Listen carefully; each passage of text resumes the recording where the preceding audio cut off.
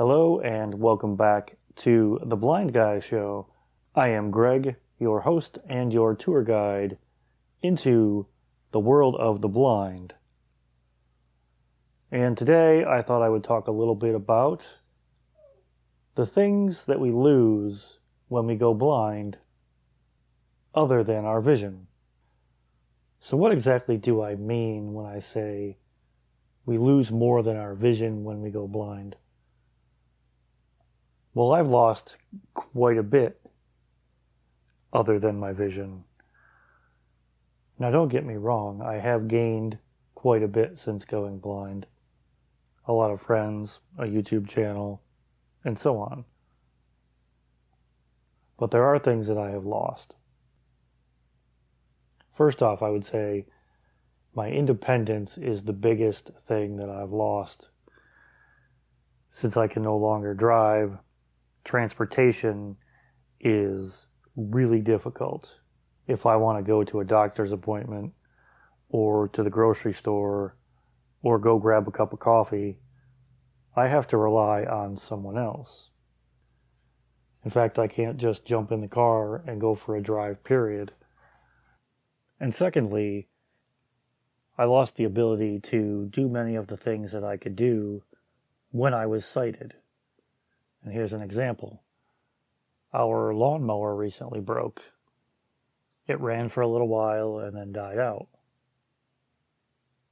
If I could see, I would have torn the carburetor off and probably taken it apart and cleaned it and maybe replaced some of the parts and then put it back on and got it running again.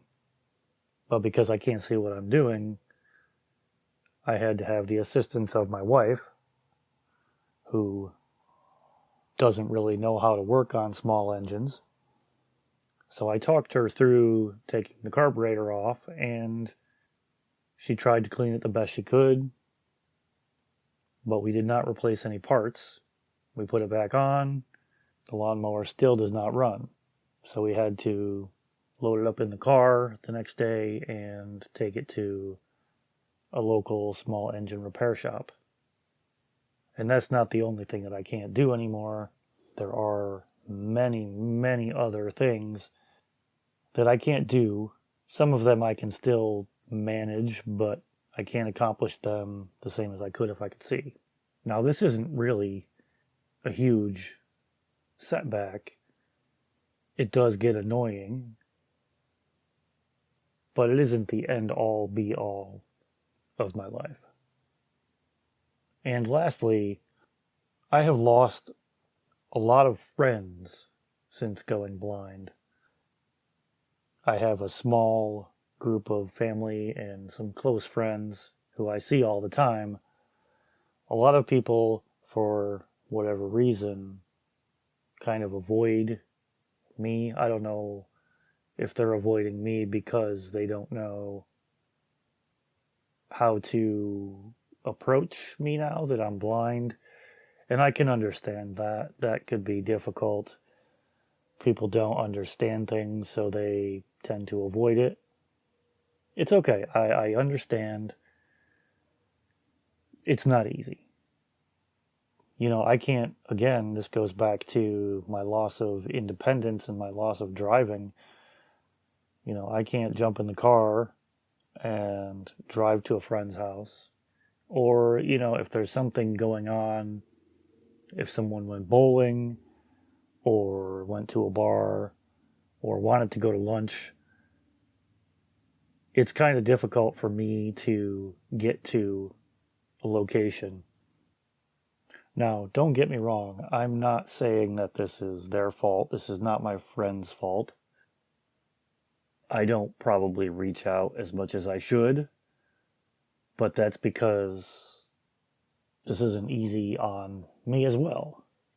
I'm not trying to throw a pity party. People have their own lives. I understand that. And now that I'm getting older and my friends are getting older, they have their own things to do. They have their own lives. They have jobs, family, and that's part of life. So when you think of someone going blind or becoming disabled, they lose a lot more than the ability to see, or to read a book, or to drive, or to work for most people who are blind.